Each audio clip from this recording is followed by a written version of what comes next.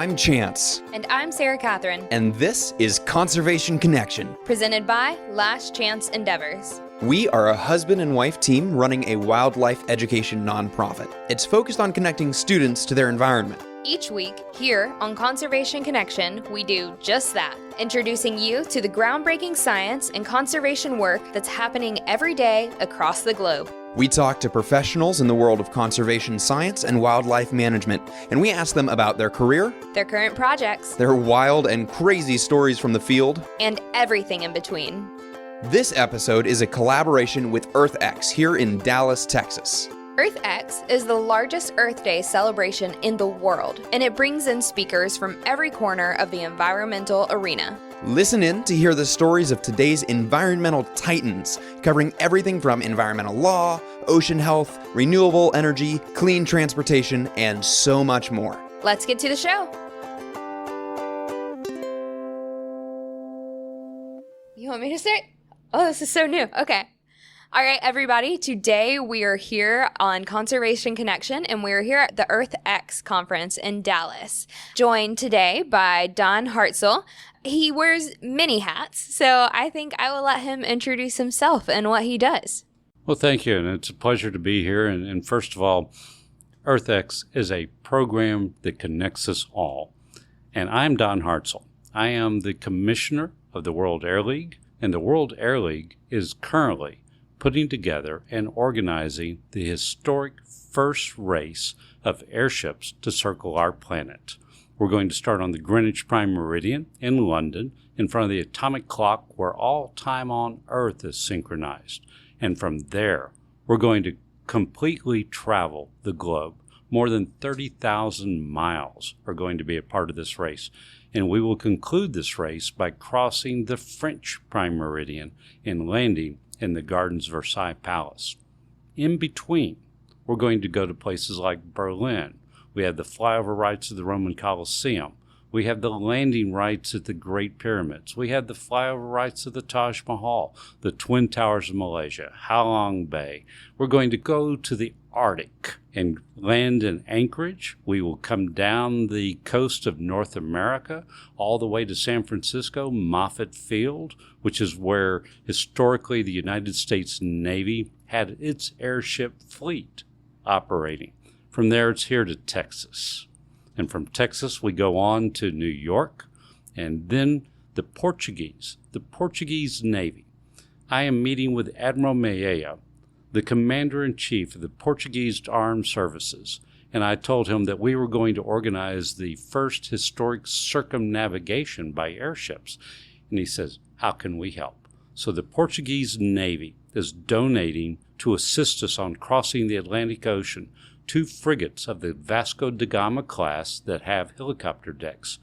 If our circumstances are, we'll use them, but we think we're going to wave as we go by. So from New York to Lisbon, and then the final sprint, we land in the Gardens Versailles Palace. Now, if that doesn't catch your attention, I'm not sure what will. Yeah, this is one of the most power-packed episodes I think we have ever had. I'm going to ask 2 questions. 1, are you selling passenger tickets? Because I'd like to go along. Well, you have to know the right people. Oh, are you well, the there you right go. people? I probably am. Good to You know. know, I know those that are going to be a part. Excellent. And then my other thing that I want to kind of just define here, airship. That term has been used in a lot of ways. What is the definition of an airship, and what is it going to look like as it's flying? All right. An airship is essentially the catch-all term for lighter-than-air craft. There are presently 3 forms of lighter-than-air craft. Blimp. Think of the Goodyear blimp. Then there's dirigibles, which, frankly, there isn't a dirigible in existence that I'm aware of. And then thirdly, there's zeppelins. And a blimp is a series of balloons within balloons, shaped like a football. A dirigible has a keel that runs the length of the envelope, and then they have an envelope wrapped around it. Then the Zeppelin. It is a framework with compartments inside, but it's wrapped, and they all basically hold lighter-than-air gases, either hydrogen or helium. But for safety purposes, everyone uses helium today. And so when we use the term airship, it is the encompassing term that has them all. I'm just still in a little bit of shock here because this is just such a crazy idea, such a boundary-pushing expedition.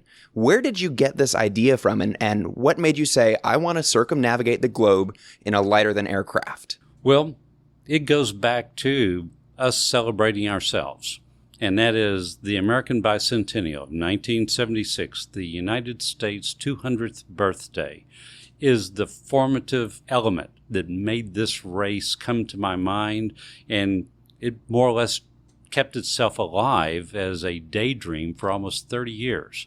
I mean, I was quite afraid of this daydream because it was so large. I mean, that fear paralyzed me in this way. I would not tell anyone about it because I was afraid people would say, that's that guy running down the street naked, no clothes on. And so, I mean, that was how I looked at this as a changeable circumstance or changeable thing for anyone to be involved. And so when I first decided at that point in my life where I had the opportunity to ask myself the question that we all want to get to, what do you want to do next? That decision included doing this race. And I have since found out that I could organize a marathon of people running down the street with me naked. That's fantastic.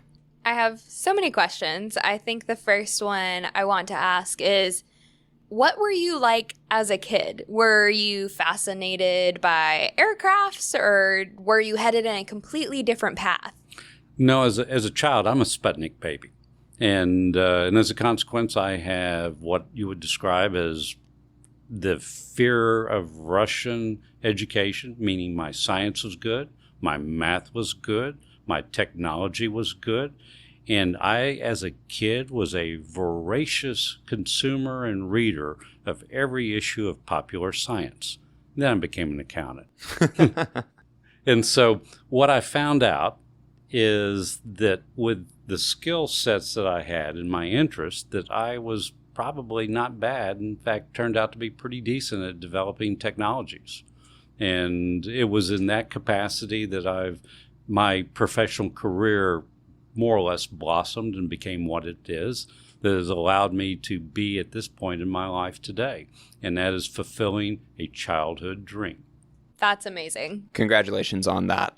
So my question is, when I hear the word race, I think of multiple separate entities that are all trying to get to the finish line first. Yes. Is this one airship that is trying to complete this in the shortest amount of time possible, or is this like a fleet of airships that are all traveling the globe? All right, let me describe the race itself. I mean, yeah. It's like please do. There are 16 races back to back. They go around the Earth. So London to Berlin, that's about 9 hours in terms of an airship.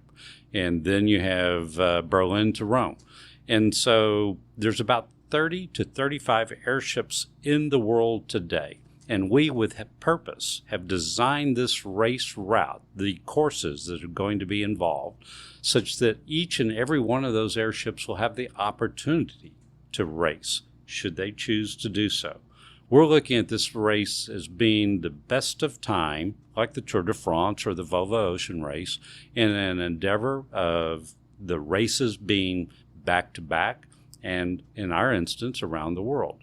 And so we think that all 30 to 35 airships will probably participate in at least one race leg or more. It is our goal to have 12 to 15 of them attempting in all races. And right now, we have a prize that we have already raised, $1 million. And that prize requires that there's a minimum of 5 airship teams that enter the race. That's a carrot. Yeah.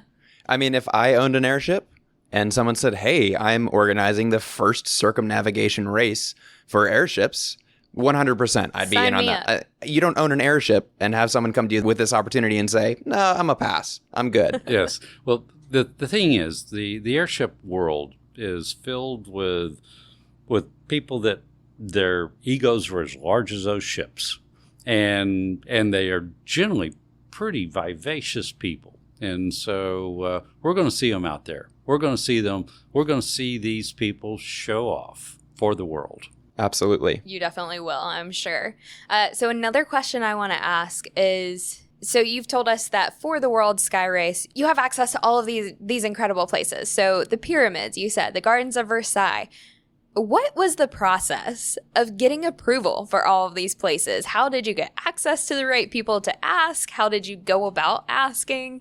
You know, I would have to describe life as about connections and connecting. And there's never a given path that any of us follow or flow through, but it's what happens. And invariably, there's that introduction that you have to follow up on. You actually have to go and put not only a voice or an email out there, but you have to do the one thing that is important for us all. That's the handshake. If you don't do that, it doesn't get done. It never will get done. And it requires basically wearing out shoe leather and, airplane tickets. Yeah, I can imagine. Getting out there and making those connections. Indeed. And so there is an affinity for this project that is universal. And it is interesting to watch people react to it, because I will say I came up with the idea of the race. But when we run the list of credits on who and everyone that has added to it, I want that list of credits to be about 2 miles long. And, I can tell you who it was that suggested that I go see the Royal Park at Greenwich, because they said this might be a good place to have one of your racing stops. And so I acted on that advice, and upon doing it, it's like, this is the oldest park in the entire world. This is where we established the Greenwich Prime Meridian. This is where we had the Longitude Prize of 1719 that completely revolutionized navigation for the entire world, making the United Kingdom the ascendant power, both militarily and commercially. It occurred right here. And so, what better place to launch from? What better? There isn't a better place. That is just incredible. And upon going there and standing on the line at the Royal Observatory, where 1 foot is in the eastern hemisphere of the world and 1 foot is on the western hemisphere of the world, you realize that this is where we take off. That's amazing. I'm curious to ask, we're here at EarthX. The whole point of EarthX is connecting people from all of these different sectors, energy, ocean health, law, just everything, and kind of talking about the importance of that for Earth. It's an Earth Day celebration. So I'd like to hear a little bit of how this project ties into our environment. I'm glad you asked, because frankly, what we are about to do is we're about to have an entertaining and sporting event to get people's attention. But as a part of that, we have a larger goal. I describe the Earth in our project with the 3 E's. It is first environmental, it's educational, and then above all, it's epic. And, That's great. And so the environment, there's a simple fact of physics. Lighter than air is precisely that. Lighter than air. Lighter than air aviation is a path that our engineers, our technologists, our manufacturers pursued with great vigor in the 1920s and 1930s. Passenger services on lighter-than-air ships before the Hindenburg, before the Graf Zeppelin retired or disappeared. There's more than 50 million passenger miles on board airships as they did routine transatlantic crossings between Europe, North America, South America. They did polar expeditions. And so lighter than air was proven then, and there's nothing that has changed since, because we're talking simple physics, that you can move a pound per mile or a kilogram per kilometer. It doesn't matter what language you speak. The percentages are the same.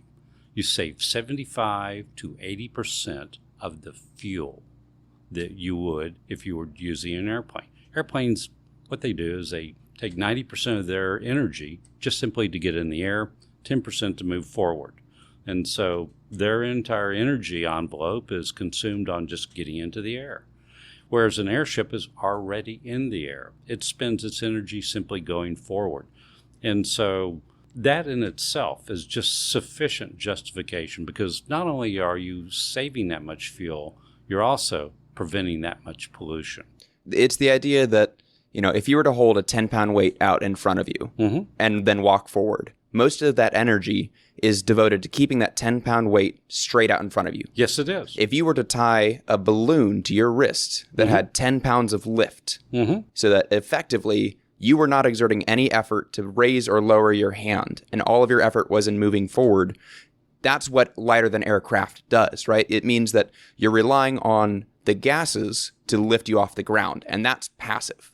And you can use all of your active energy, your fuel consumption, to move forward from a transportation perspective, right?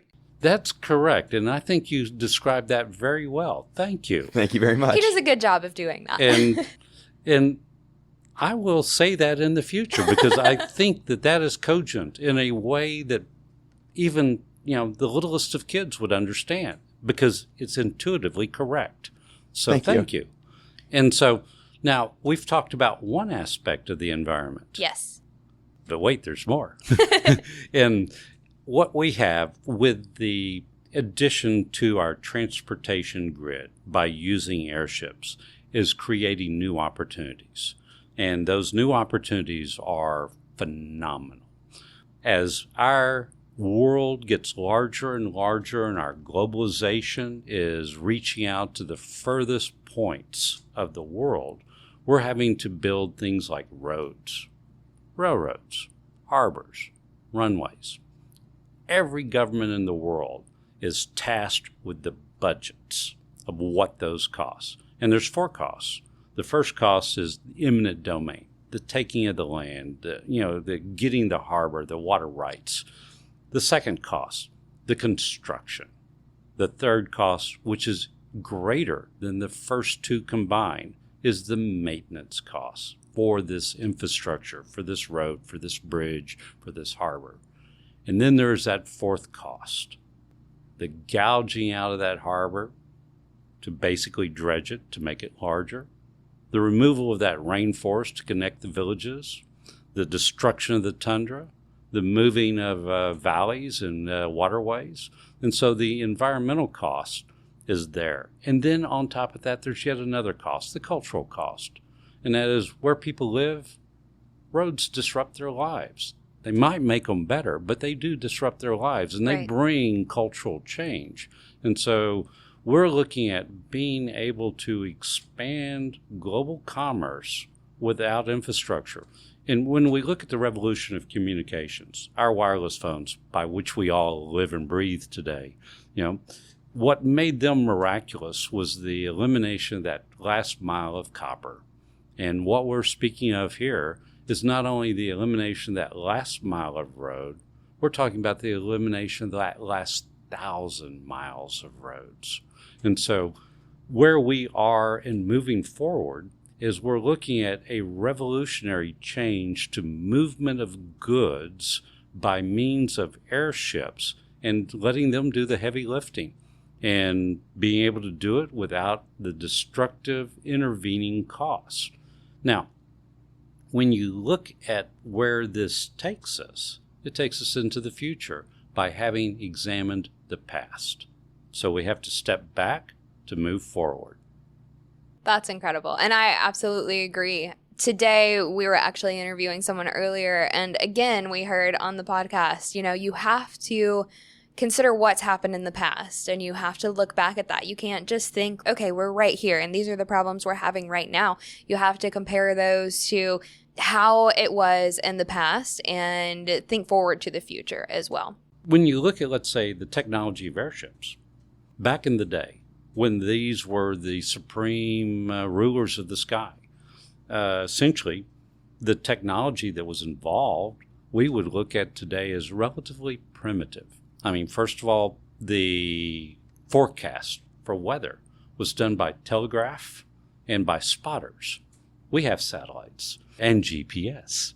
And the materials that the actual airships were constructed out of. Back in those days, the only thing that was commercially available that would hold hydrogen or helium inside it and it not leak at great rates was essentially cow stomachs and intestines. Wow. So the Hindenburg was constructed out of 30,000 cow stomachs. I had no idea. That might be the coolest thing I've learned this week. And so have we not made some improvements in Just a little material bit. sciences? You Just a little absolutely bit. have. And so we're now looking at how do we modernize this technology, because the engineering proofs already exist. So all we're doing is modernizing it and making it safer. And so in that, we have the opportunity to showcase to the world a path by which we selectively choose to be green. And so one of the elements that I mentioned is educational.